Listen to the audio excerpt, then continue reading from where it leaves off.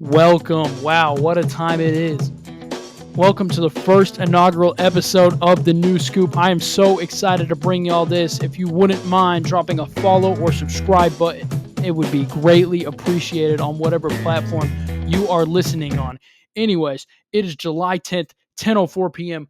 What a day in soccer it has been. We have just had the wrap up of the Colombia-Uruguay game, and now we know what the results are for both the Euros and the Copa Americas. Both those semifinal games are done, and it will be a great finals, as that was one of the best games I have seen in a long time. But first, before we break that game down, let's start with yesterday, as Spain, the 8th ranked club, went and played France, the 2nd ranked club.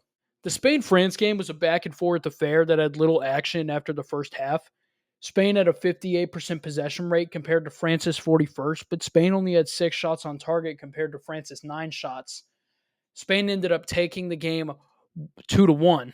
The first goal came by France. Colomani spinned it over to Mbappe, who crossed it back to Colomani in a beautiful ball movement for the header. France got the goal, led 1-0. And then they had a chance to capitalize on a second one. Mbappe nearly got it, but in the 18th minute, Nacho blocked Mbappe. Then, in the 20th minute, history in the Euros happened as Lamine Yamal takes a long shot from far outside the box and nails one over the head of the keeper. It was one of the best goals I have ever seen in any form of soccer, and the kid is only 16 years old. The youngest scorer in the history of the Euros tournament doesn't turn 17 until Saturday, making it 1-1. The 1-1 game only lasted for another 4 minutes. Dani Olmo made a brilliant move around his defender. When I say a spin cycle, I truly mean it. He turned his laundry machine on. The defender was clueless, and he put in a shot off of Conde's foot. Spain leads 2-1 after the own goal.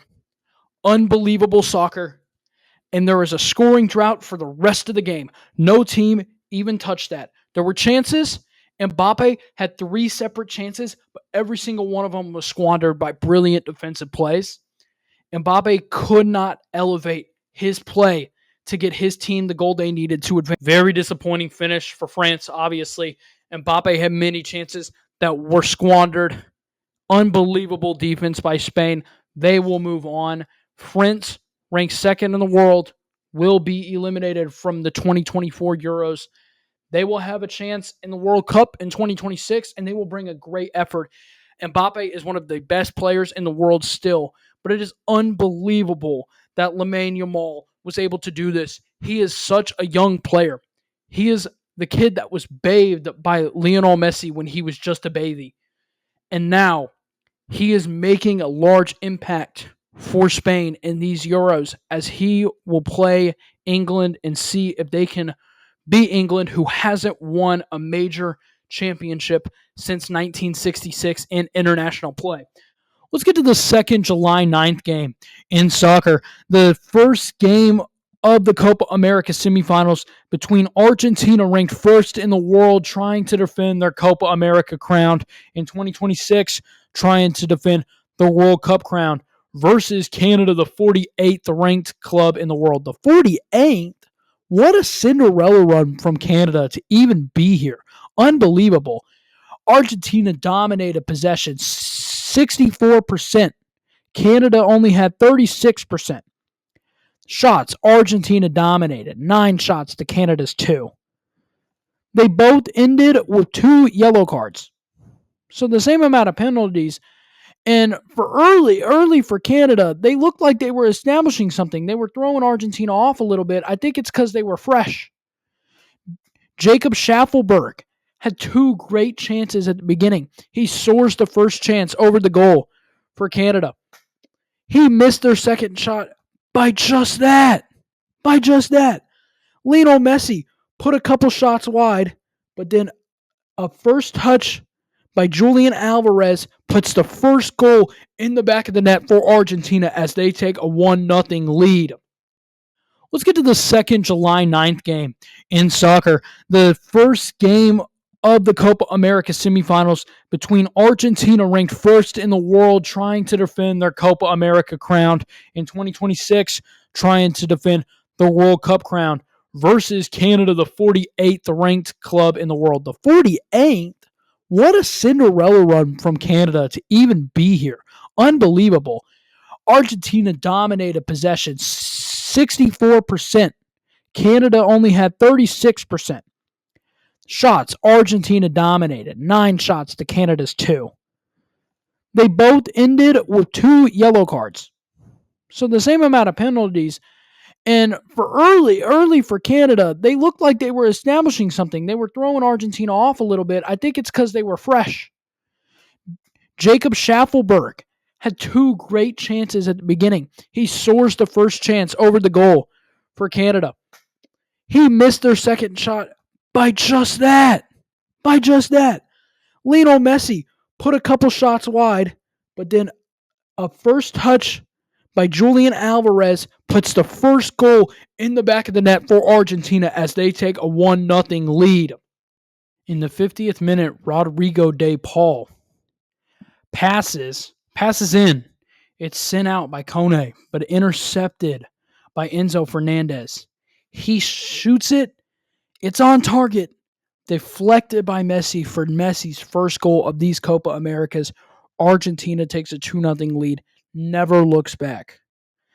Canada was given a great chance in the 88th minute. Best opportunity for Canada all game, but it was grabbed by the Argentina keeper. They get the 2-0 lead. Really wasn't that close, but what a run by Canada. They had a great Cinderella story throughout these Copa Americas. They were ranked 48th in the world. We had a couple Cinderella runs in these tournaments. Obviously, we had Georgia's run, which was probably the best Cinderella run. Georgia went and beat Portugal, who's ranked 6th. They beat them 2-0. They drawed versus Czechia, which is 34th. Georgia's ranked 74th. They're the 74th ranked club in the world. Panama was ranked low. They went out and beat the United States. They got to the quarterfinals. Some unreal Cinderella runs. Canada's the only one to get to the semis. Canada's night ends July 9th versus Argentina. The first matchup of the July 10 games was a Euros matchup between the Netherlands and England. England is the 5th ranked club, and the Netherlands came in ranked 7th. Both of these teams were also eliminated in the quarterfinals of the World Cup 2022. England dominated time of possession for most of the game, having 58% compared to Netherlands' 41%. They also won shots. They got 5 shots compared to the Netherlands' 2, and the Netherlands had 1 more yellow than they did. The Netherlands, very early on in the game, 6 minutes in, they buried the first goal. Xavi Snijpen sniped it from outside of the box to make it 1-0 Netherlands. Beautiful goal. Perfect execution. But Harry Kane generated many chances within these first 20 minutes or so. He generated about 4 chances for England. In the 14th minute, he blasts a pass from Saka just over the goal, but there's a penalty. And you never want to give a free kick to Harry Kane. Harry Kane makes him pay for that. England ties the game. It's 1-1. In the 29th minute, a header from the Dutch goes off the crossbar. Phil Foden knocks it off the side of the post. We have shots going left and right. Teams are trying to get one in. It's tied at 1-1. In the 64th minute, it's past the half. A shot attempt off of the penalty nearly leads to a Dutch goal, but another great save by the England keeper, Jordan Pickford. And then in the 78th minute, a cross from Kyle Walker goes straight to Saka for the goal. But Walker is called offsides. It looks like we are going to go to extra time, as in the 90th minute, an incredible Ollie Watkins soccer move hits the game winner right as we hit the 90th minute, before they could even put the overs on the board. England is going to their 2nd Euros finals in a row. In the 2021 Euros finals, they played Italy, searching for their first Euros title. Italy won in penalties. with Saka missing the final penalty for England.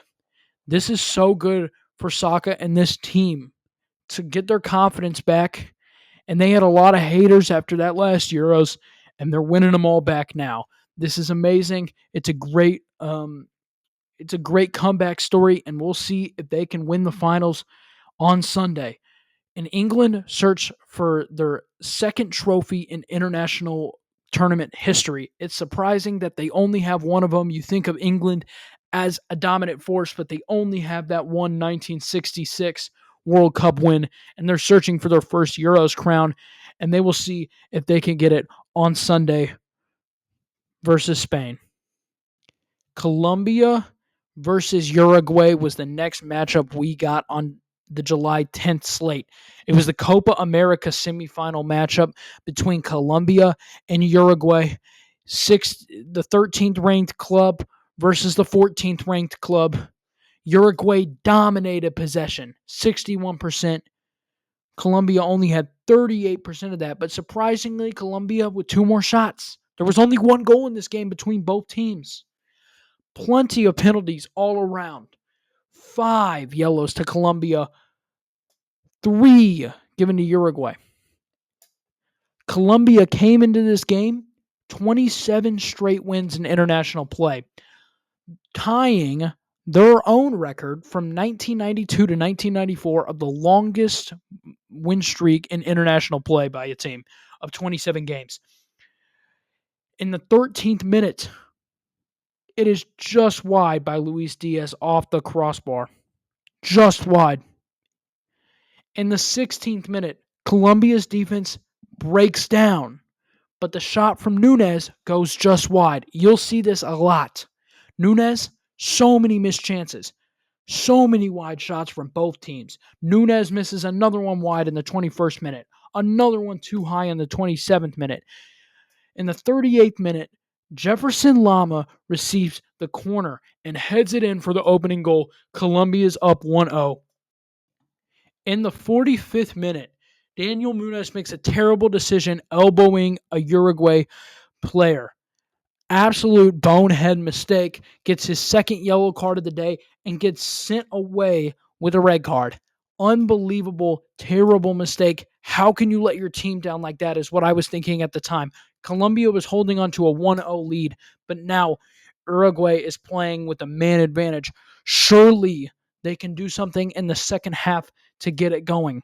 But what did we see? We saw Núñez missing another shot off the side of the post. We saw Suarez missing goals straight off the side of the post. Uruguay misses another one in the 74th minute. And Colombia almost has a chance to take it to 2-0 in the 94th. It's a free one off the top of the crossbar. But you know what? At this point, you got 3 minutes of overs. Uruguay can't get anything going. Colombia just looks like the better team, and they break their own record of longest winning streak in international play from 27 to 28, as they will be going to the Copa America finals to play Argentina, the number one club in the world. That will be an exciting game, and we will break down the action on Sunday. You'll hear that episode on Monday night. All right, I am joined now by Alex Jansen from Overland Park, Kansas. I was watching the movie Twister last night, Alex, and I was thinking, I moved out of Kansas. I won't have to deal with these tornadoes anymore. Today, maybe the first tornado in the history of Buffalo happened. It was absolutely nuts. All right, anyways, he is on so we can talk about some college football. Alex, to me, right now, there are 4 clear teams ahead of the pack. We have Georgia, Ohio State, Oregon, and Texas. 2 of those teams happen to reside in the Big 12. 2 of them are SEC teams. Do you think there are any dark horse Big 10 teams that could contend with Oregon or Ohio State that could break up that conference and throw it off? Man, I don't know. That Big Ten conference is really looking a lot tougher, especially with all the new teams coming in. But I always root for Penn State in the back of my mind a little bit. They're small. No one thinks of them as much. They haven't as many wins as conference titles as Michigan or Ohio State. But what do you think? I think Penn State's a great choice there. I think they are really, really comfortable right now with going in and getting the wins they need to get. But I've always thought in the big time, when they're going up to face a Michigan or Ohio State, and they're expected to lose that game, I feel they're going to lose that game pretty much every single time. Obviously, I picked Ohio State to lose to Penn State last year, and that didn't go very well for me. I think I owed you, I don't remember how much money, but I owed you some amount of money after that game.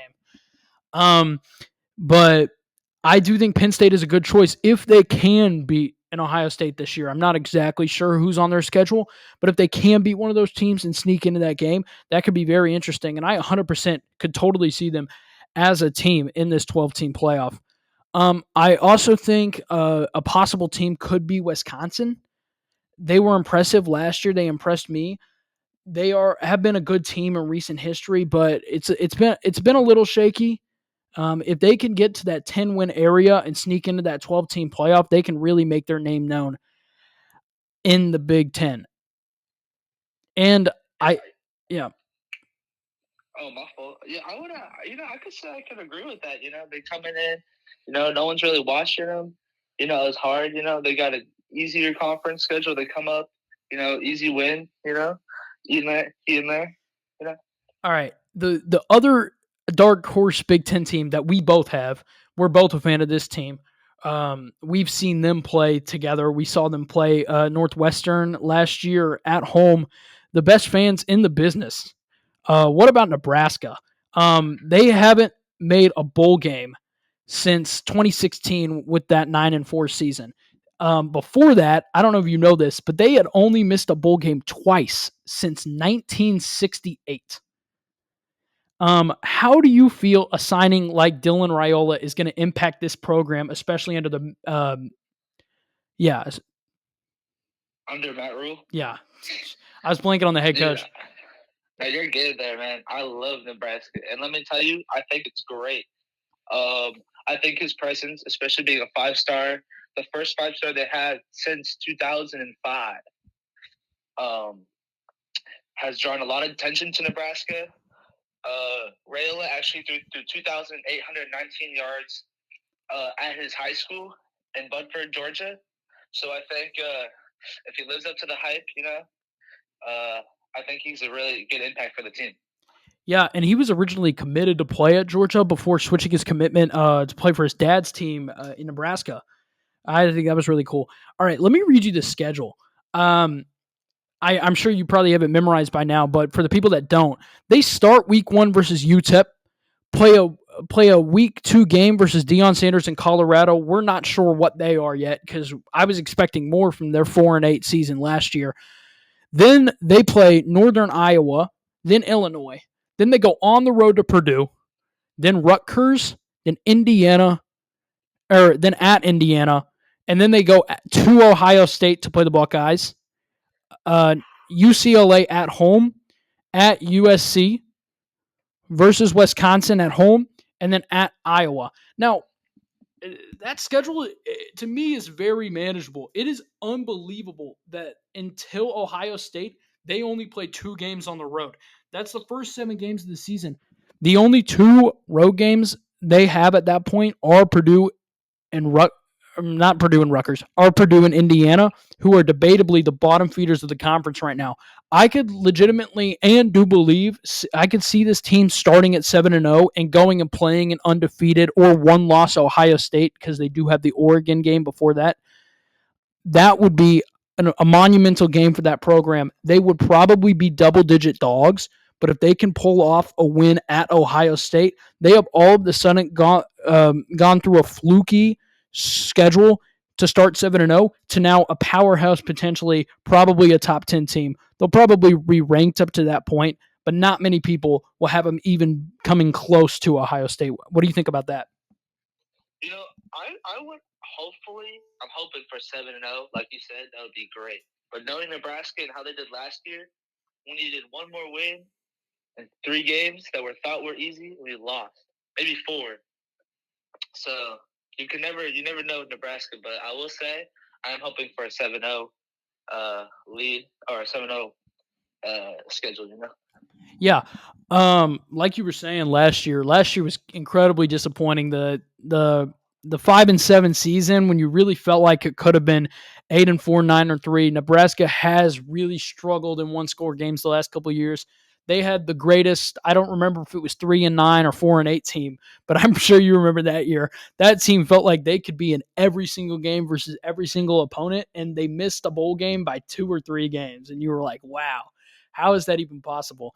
Last year, lost a close game to Michigan State, really bad. The reffing was terrible.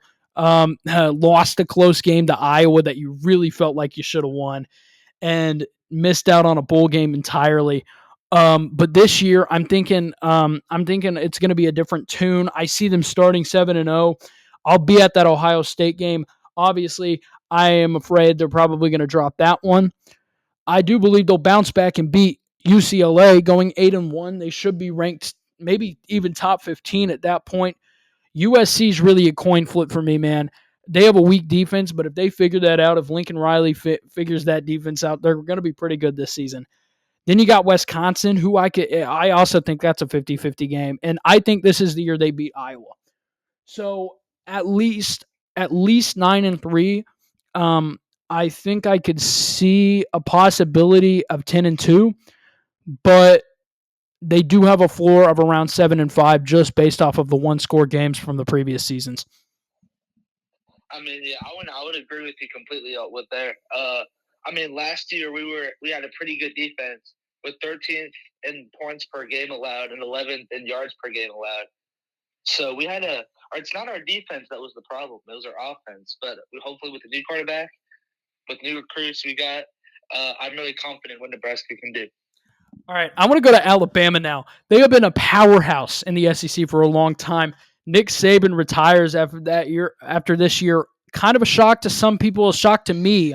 Eliminated in the semifinals, another game I lost money to you on, unfortunately.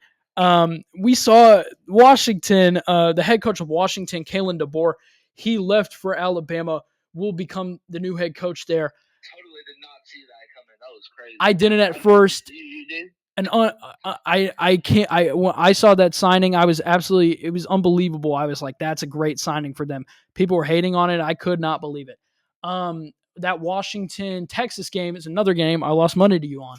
That semifinal game.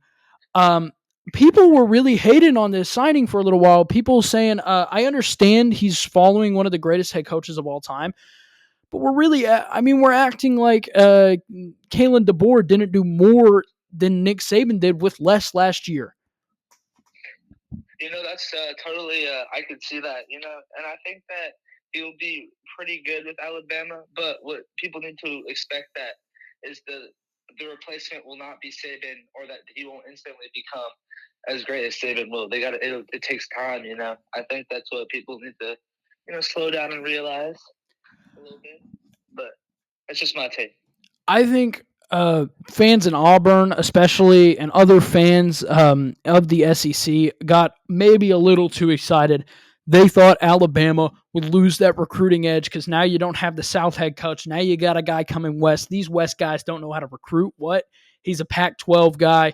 He's not going to get signings.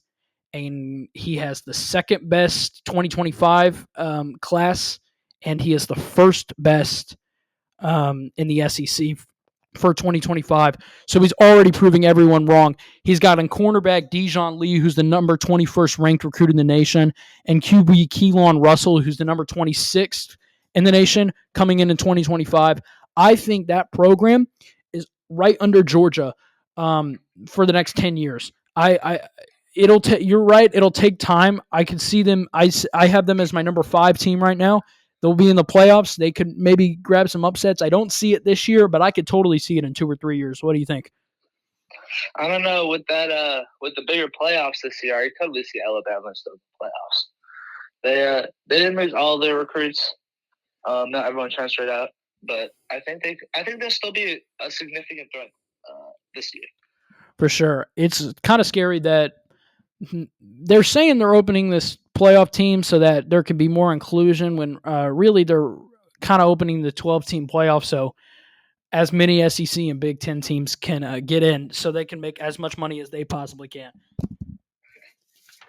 Big 12, huh? Yeah, none of that. All right. Anyways, when we're talking about new group of five teams coming into the Power Four area, last year we had 4 of those all going to the Big 12. It was BYU, Cincinnati, Houston, and UCF.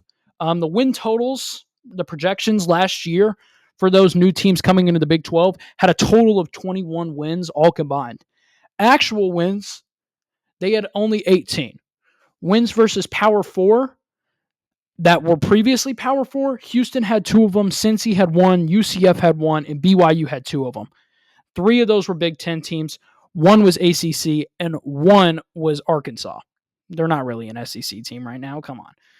Anyways, out of all of those teams, UCF was the only one with an even record, 6-6, and they lost their bowl game in a pretty big loss to Georgia Tech.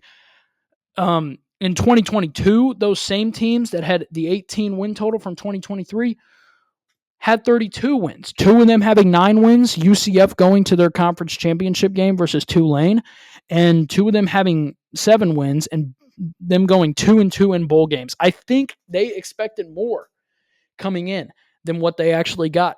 And I'm kind of thinking that's what SMU is expecting this season. Their win total is set at 7-5 right now. But I have seen a lot of people sneak them into their 12-team playoff as a sneaky ACC team. I don't see it. They're 7th in the ACC right now for odds, but a lot of people are having them in. What do you think about their performance is going to be like this year? I mean, they definitely play some decent teams. Like, we'll see what happens with TCU, but that might be a problem. BYU might be a problem. Florida State, Louisville. These are all decent teams that, might be a problem for SMU that, you can't shake off as an easy win for a Power 5 school, They're a little bit harder. You got to think about them, Dude, I've seen way too many people say this team's a 9-3 football team, and I just can't. I cannot see that right now. I've seen their transfers; they look nice. They have pretty good recruits, but it is a whole new ballgame when you get into a Power 4 conference. The ACC, while one of the weaker Power 4, not one of the top 2, probably number 4. But hey, you still have to go to play teams like Florida State, who we think is a top 6 team, top 10 team, wherever you want to put them, but they're up there. They're very good. It's going to be hard for SMU, and I just don't understand why people have them in the playoffs this early. Yeah, completely agreeable there with you. What do you think about the other non-conference teams that are joining? Like, do you think they'll be the same way? I mean, Cal and Stanford from the Big 12, or not the Big 12, sorry, the Pac-12. The Pac-12, obviously, it was kind of reaching its end. It was probably the bottom feeder of the Power 5. It is been thrown away now. It is no longer a Power 5 team. It is now the Power 4. So those 2 teams both going to the ACC. I don't think they'll fare very well. First of all, I don't think either of them are very good football teams. Cal is a mid-tier bowl team, and Stanford's not even that. They haven't been there since the Christian McCaffrey years. They had that run with John Elway. But Stanford, while historically there, haven't been there at all in recent years, and I don't think it's going to formulate well for them. Now with USC and UCLA to the Big Ten, I don't think UCLA has the talent to compete with the Big Ten right now. USC has built the closest thing you could possibly can to a Southern team, a Southeastern Conference team in the Pac-12 for a very long time. It was unbelievable in the Matt Leinart, Reggie Bush days, what they were able to do with that program. It felt like they were on top of the world pretty much every year, competing with Texas, beating Notre Dame and Brady Quinn. Those years are over. They have been over. And the Caleb Williams years didn't go as well as they thought they would. They never made the playoffs. They got to one New Year's Six bowl game and lost to Tulane. Then they went 6-6 this year. Come on.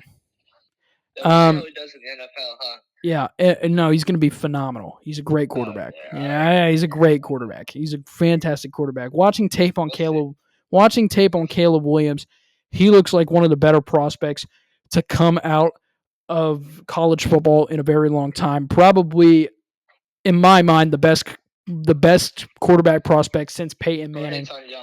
I know you think he's not as good as people think he is. I know he's not your number one quarterback.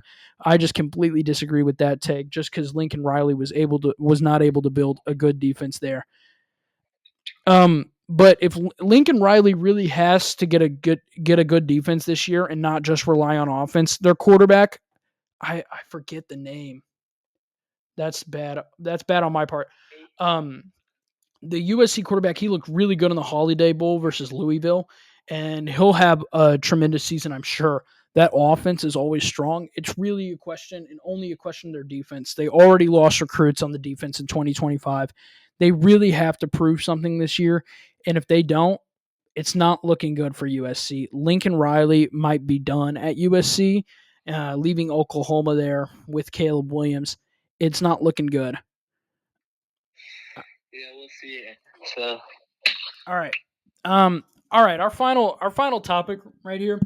I do want to discuss a little bit of the NFL. The Cowboys are kind of in a bad position right now. Jerry Jones has been rotting this team since the '90s. I hate the Dallas Cowboys. I'm sure you do too.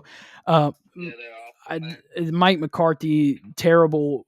He's not a head coach that's suited for the NFL right now at a head coaching position. But they have a weird thing going on with their contracts right now, though, where they need to pay debatably their top three guys right now. Micah Parsons is one of the best defenders in the National Football League, although he does seem to disappear in the playoffs. But come on, the Dallas Cowboys always seem to disappear in the playoffs. CeeDee Lamb they need to pay, and Dak Prescott they need to pay. Which one of those three contracts, or would you explore with Dak Prescott right now? Which one of those contracts are you looking, if you're the Dallas Cowboys, to try and get out? That's a really good question. I had to think about it, but so if I go over down my options here, so I have Dak, who threw for 4,516 yards, and which was third for QBs in the NFL, 9 interceptions, 36 touchdowns thrown or passes, which is the first, and he was a Pro Bowl select. And then you go over Parsons, ties for 7th in sacks with 14, which was also pretty good, I would say. And CeeDee, who averaged 13 yards, finishing 1,749 yards, second in the NFL, 12 TDs, which was third. But this was a really hard pick for me, But I think, Dak, is where you need a good QB, and it's hard to get a good one. And Dak is a good enough QB that you can make it work around him. Okay.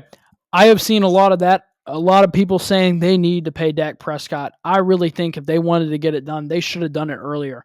If I'm the Dallas Cowboys, you said it. Everybody needs a good quarterback. You need a good quarterback to run a good team. Dallas isn't supposed to be good. This is what we've hyped up to be America's team.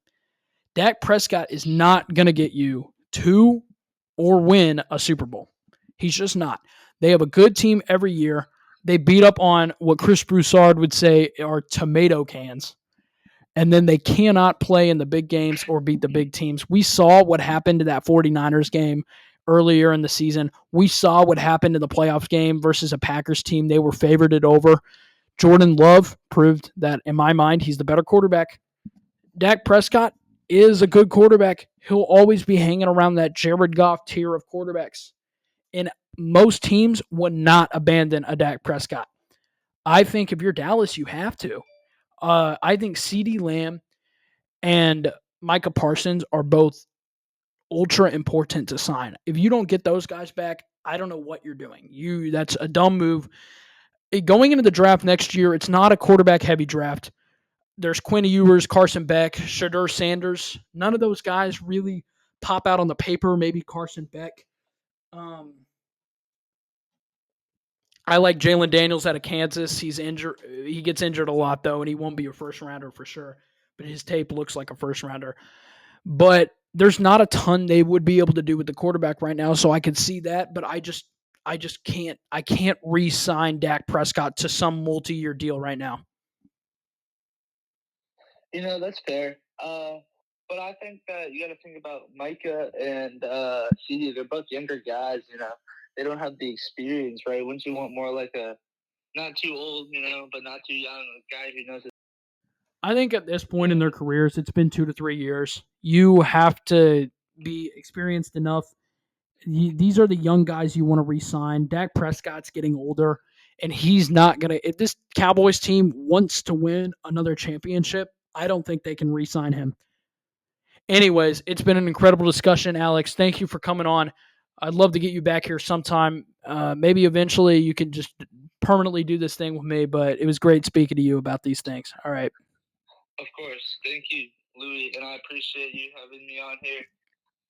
So thank you so much. Yep, for sure. All right. All right. Alex, it's always good to talk to him. Been a great friend of mine for a long time. Anyways, coming up next, we're going to be talking about the All-Star Game and the Home Run Derby. Best sport in the world. Let's get into the All-Star break now. We're about a week away from the MLB All-Star Game. Taking place at Globe Life Field in Arlington, Texas this season. Looking forward to the Home Run Derby and the All-Star Game. We got some new All-Star Game players. We got Bobby Witt Jr. and Gunnar Henderson. They've been the 1 and 2 shortstops all season. We got pitchers like Seth Lugo making their first appearance in the thing. Obviously, you have Juan Soto and Aaron Judge for the New York Yankees right now. You've guys like Steven Kwan and Jose Ramirez from the Cleveland Guardians. Jose Altuve, Vladimir Guerrero, Adley Rutschman, and that's just the American League, folks. Obviously, you got guys like Bryce Harper. You got William Contreras, Ketel Marte, Alex Bohm, Trey Turner. It's going to be a great game. I'm very excited for the All-Star Game this season. It's kind of disappointing that they don't have the same implications as before, that whoever won the game, whichever respectable team that is, gets the home field advantage in the World Series. I liked how there was stakes of that. That was fun. Now they're playing for less. They're playing for nothing, but it's all good. It'll still be a fun time to watch. The Home Run Derby also takes place the same weekend. We have finally confirmed the field for the Home Run Derby. We have Gunnar Henderson, 27 home runs, the most in the Derby, the third most in the league. Unfortunately, 1 and 2, Aaron Judge and Shohei Ohtani are not competing this year in the Home Run Derby, unfortunately. We have Pete Alonso. He confirmed at second. He has 18 home runs this season. New York Mets. He's been in the Derby before. He's won the Derby twice. Incredible home run hitter. It'll be fun. A little bit of a wild card. Alec Bohm. He's only at 11 home runs this season, but entering the competition. Bobby Witt Jr., stud from the Kansas City Royals. I think he's better than Gunnar. It's been a long-going debate. Gunnar edged him out in votes for the All-Star Game. But hey, we'll see. Those two are both best young players in the league. Them and Juan Soto really got it covered for years to come. Marcell Ozuna with 23 home runs is competing. So is Jose Ramirez with 23.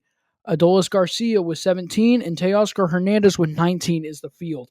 That'll be a really fun game, All-Star game to watch. Obviously, I'm cheering for my guy, Bobby Witt Jr. Can't wait for that. Can't wait for the All-Star game. It's going to be spectacular. We've had an incredible MLB season so far. There's been a lot of surprise teams like the Guardians and the Royals making the AL Central fun to watch. The Twins have been there too.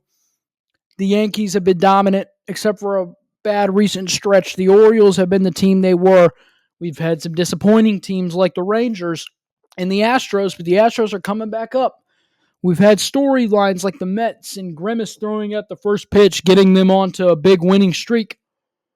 We've had the Cardinals sitting at the bottom of the playoff race in the NL for a little bit here. We have teams fighting in both sides of the wild cards. It's been a really entertaining season to watch. We've got a really good amount of young players emerge as the guys that are going to be next up in this league. We've also seen some breakouts from guys, especially Seth Lugo, who is a real contender for Cy Young, and he's making his first All-Star Game appearance. It's been an unbelievable MLB season so far, and I just imagine the second half and the playoffs are only going to get better. It'll be exciting playoff to watch. I don't know who's going to win the World Series yet. I don't have a pick yet. If I had to make a pick today, maybe Philadelphia. Philadelphia looks good, but last year I thought the Braves were the best team by far, and the Braves lost to the Rangers. Well, the Braves didn't lose to the Rangers, but the Rangers ended up winning it all. The Braves were not the team that we thought they were come playoff time. I don't know. American League teams, the Orioles look good. There could be dark horses that rise the playoff rankings. We could see the Guardians there.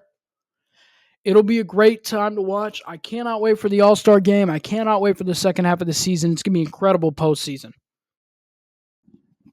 Obviously, the NBA Finals are concluded. And some of y'all thinking, that's the end of basketball. Well, are you forgetting the Paris Olympics? I'll read you a quote from Dylan Brooks. He said, I'll be ready to play. Team Canada will be ready to play, and we're going to go balls to the wall and watch film after and see if we got better. That isn't trash talk. But I would invite Dylan Brooks to slow his roll a little bit. Calm down. I think we all remember the last time Dylan Brooks started trash talking. I think he remembers the last time he started trash talking. LeBron James shut him up pretty quickly. He bitched him. And he might do it again. The USA is playing Canada right now, as I'm recording this, in an exhibition matchup. And we'll see what happens in the Olympic Games coming up in a couple weeks here. But this is an unbelievable U.S. men's basketball team. The best probably since the Dream Team. This is probably better than the Redeem Team. I'm calling it the Believe Team. We got Bam Adebayo at center. And he might be the weakest link. Well, that tells you something. That tells you the rest of this team is pretty damn strong. We got Devin Booker at guard. Steph Curry at guard. Anthony Davis at forward. Kevin Durant. Anthony Edwards. Joel Embiid. Tyrese Halliburton. Drew Holiday. The greatest of all time. Do I even need to say his name? LeBron James. Jason Tatum and Derek White. We have three guys on that team that just won an NBA final with the Boston Celtics. We have Stephen Curry, who's the greatest shooter of all time. We have Anthony Edwards, who some were saying were the second coming of Jordan. Anthony Edwards is on my upper echelon list of guards. He is an unbelievable playmaker. He was phenomenal, and I had him going number one out of the 2020 draft. Glad he did. Incredible player. Joel Embiid from Africa moves to Kansas to play under Bill Self. Sadly, him and Andrew Wiggins never were able to get a national championship for the squad, but great player for the 76ers. He's joined, never mind, Tyrese Maxey isn't on this team, but he should fill in great. He should be starting. Bam Adebayo will be the backup center. Anthony Davis is out there. He got him. He's teammates with LeBron. So we're looking at 2 Lakers, 1 Sixer, a Pacer, 3 Celtics, a couple Suns, and a Heat. Kevin Durant, Devin Booker, the pair for the Suns. Kevin Durant, one of the best scorers of all time. So the USA's got a hell of a squad. It's going to be almost impossible to keep the gold medal out of this team's hand. They were not able to win the FIBA World Cup. They placed 4th. That was a way weaker team. We did not have all of our guys out there. I think everybody remembers the Noah Lyles quote when the Denver Nuggets were calling themselves the world champions. And he said, the world champions of what? The United States? Fair quote. So they went out and they put the greatest team ever assembled out there, other than maybe the Dream Team. Their schedule and group play is looking like Serbia, July 28th, South Sudan, July 31, and Puerto Rico, August 3rd. They'll win all of those games for sure. This team should win the gold medal. I don't see anybody stopping them.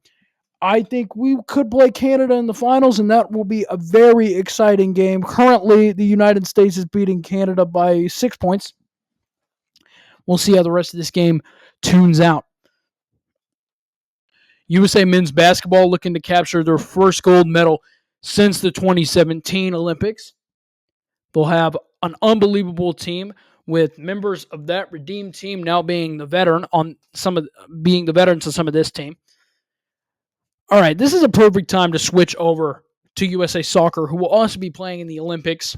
Kind of a backup squad. We're not really taking it seriously right now. Full heads forward on the 2026 World Cup that is hosted here in the United States.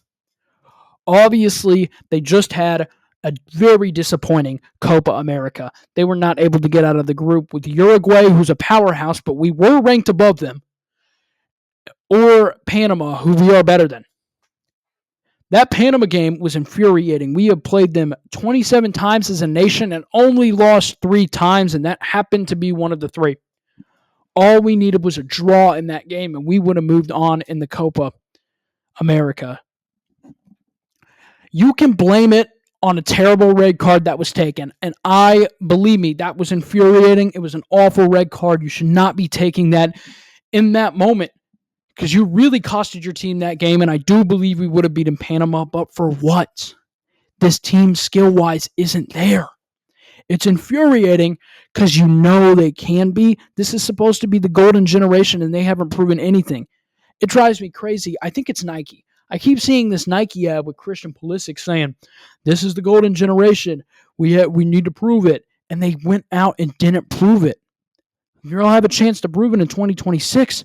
But how much better can they really get from there? 2022, it looked like a young team.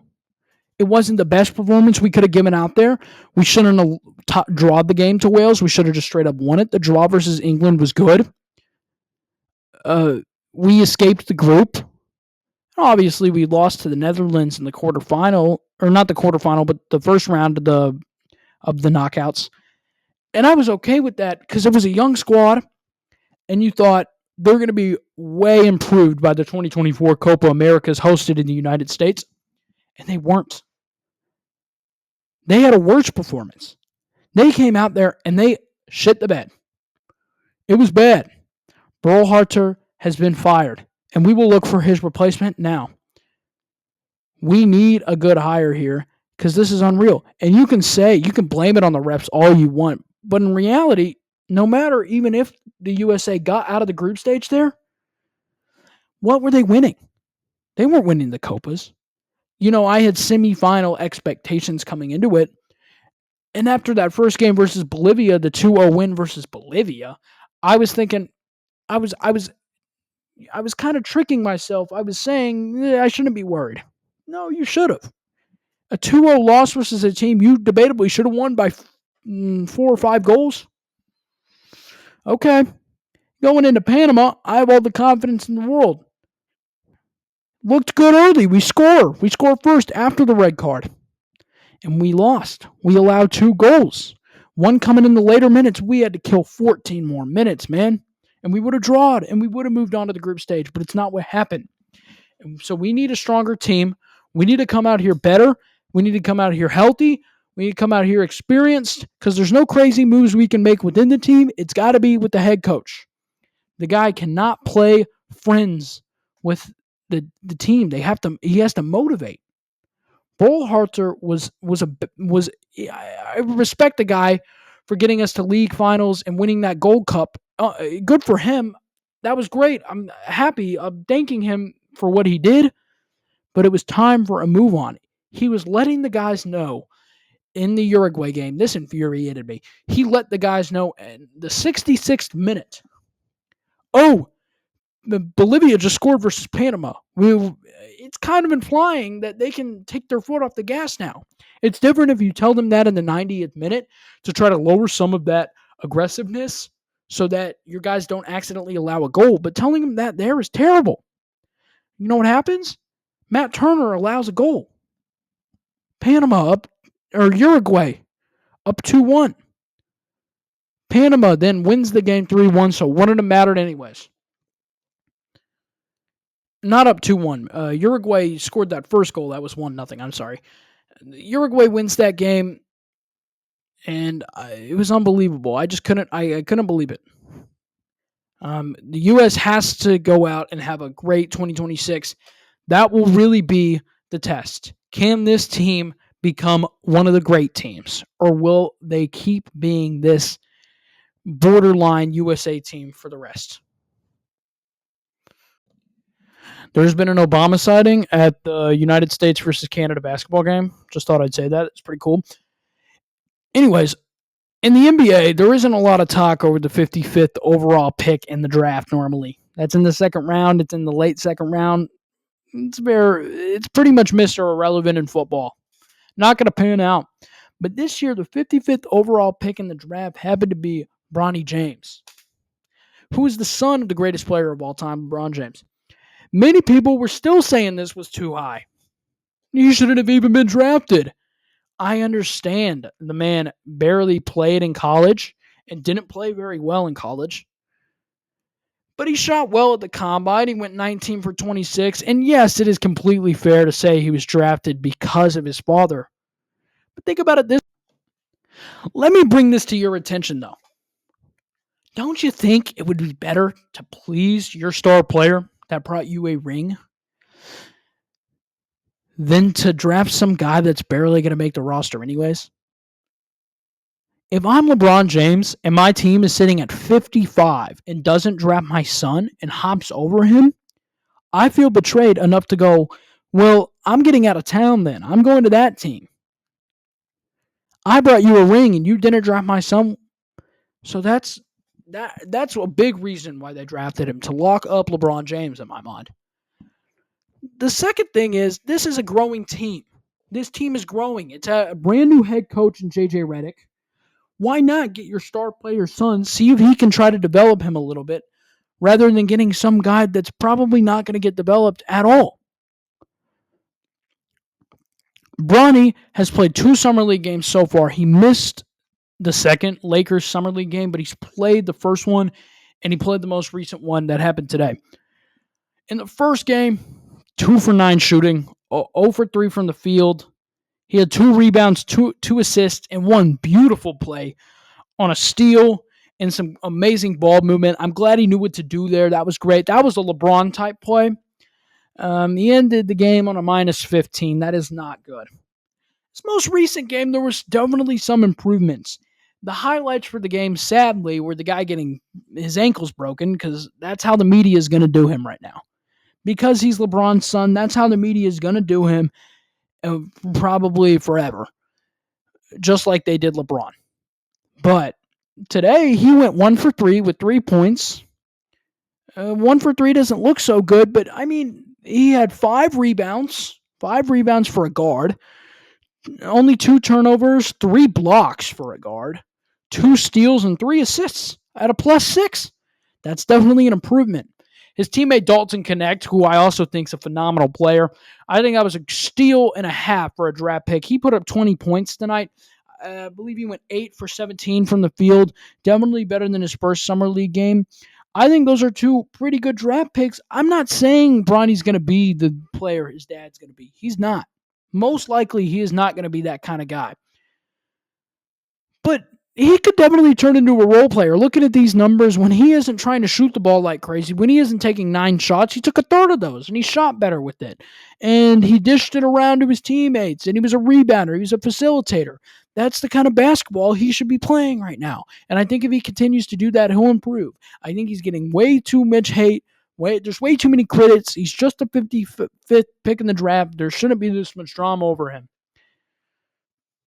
I don't know how many of you realize this, but we have like 3 weeks until the first NFL preseason game. I cannot wait. It feels like it's just gone right by.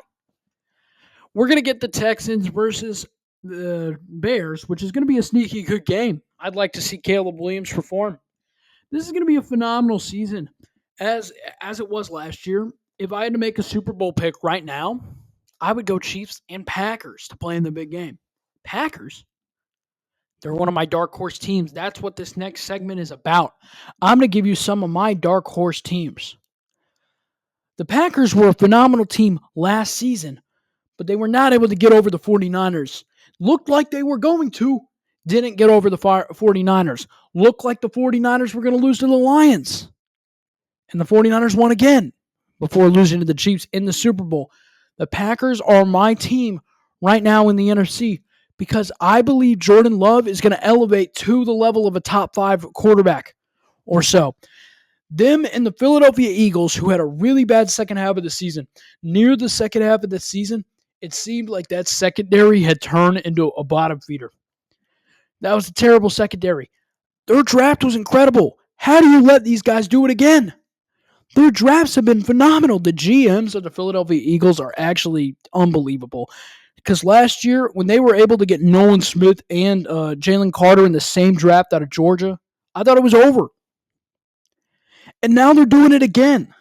Maybe the 2 best corners in the draft going to them in the first and the second round. How is that possible? Why are we letting the Eagles do this? I think that'll be the NFC Championship today, if I had to make a prediction. Another hot team of mine, another dark horse, the Arizona Cardinals. Kyler Murray came back last year after injury and looked hot. He's going to continue to do that. I have always believed in Kyler Murray, and I will continue to believe in Kyler Murray. Phenomenal quarterback, and they drafted Marvin Harrison Jr., who just came off of an amazing season at Ohio State University. He was the best receiver in college football. Another team I think could sneak into the playoffs has been a dark horse team of mine for the past 3 years, and they've let me down every single time, the Washington Commanders. Look at their team. Their team is unreal. The talent there is unreal. The receivers, they have so many good receivers. They're going to have an opportunity to make a playoff push. Under new quarterback Jayden Daniels, it's going to be great. It's going to be good to see. A total reset of the whole organization was needed. Wash away the dirty feelings. I think they're getting into it. Maybe not this year, but next year for sure. They'll definitely be in the race for the playoffs. And I'll give you my last dark horse. It's a common dark horse that a lot of people have been banking on because of Caleb Williams, but I have to go with the Chicago Bears. How could you not? They were 7-10 last year. They won games with Tyson Bagent. Who? Exactly. Tyson Bagent was their quarterback for multiple times last year. Justin Fields is out. I thought that was the right move. Drafting Caleb Williams is a perfect trajectory for this franchise. He's the best quarterback prospect since maybe Peyton Manning or Andrew Luck. Andrew Luck was incredible. Unfortunately, he retired early. Didn't exactly pan out to what we thought he'd be, although he was incredible for many years. Caleb Williams is going to be what we thought Andrew Luck would be. He's going to be one of the better quarterbacks in the league instantly. He's going to go in and he's going to have a C.J. Stroud type rookie year. He's going to win Offensive Player of the Year. Or not Offensive Player. He's going to win Offensive Rookie of the Year like C.J. did last year. C.J. is my second best quarterback in the league right now. He had an incredible rookie season. I knew he would. I came in. I said, he's my number one. Bryce Young wasn't even in my top 4. Bryce Young isn't a quarterback. If one of your dark horse teams is the Panthers this year, you will be disappointed because they don't have their quarterback, nor do they have the team around them yet.